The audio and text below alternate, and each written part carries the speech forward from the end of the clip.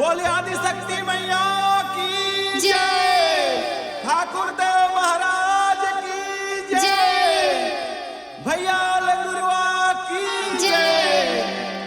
जय ठाकुर देव महाराज गांव बस्ती के रखवा।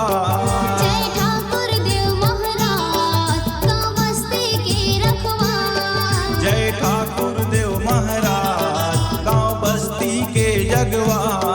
जय ठाकुर देव महाराज गांव बस्ती के जगवा। जय ठाकुर देव महाराज गांव बस्ती के रखवा। जय ठाकुर देव महाराज गांव बस्ती के रखवा। तोरे दया तोर कृपा के बिना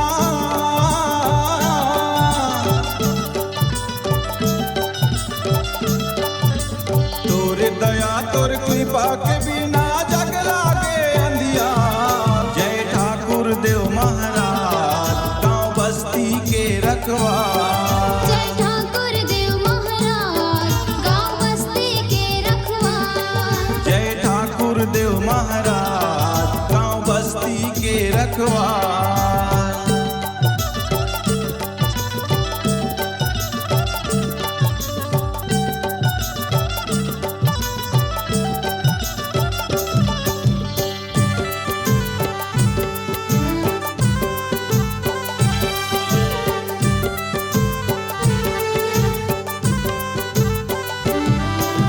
तोर खेरवा के माता देवालय में जगमग ज्योत जलत है।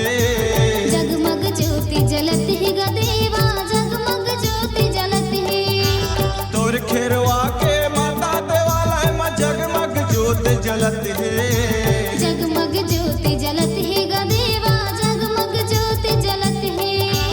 पंडा बैठे सेवा करे बर मैया के सेवा करत है। मैया के सेवा करत है ग पंडा, मैया के सेवा करत है।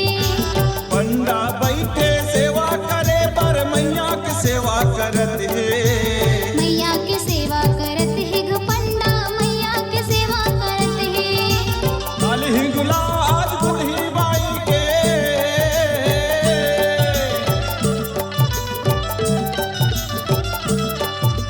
काल हिंगुला आज बुढ़ी बाई के लगे हवे दरबार। जय ठाकुर देव महाराज गांव बस्ती के रखवा। जय ठाकुर देव महाराज गांव बस्ती के रखवा।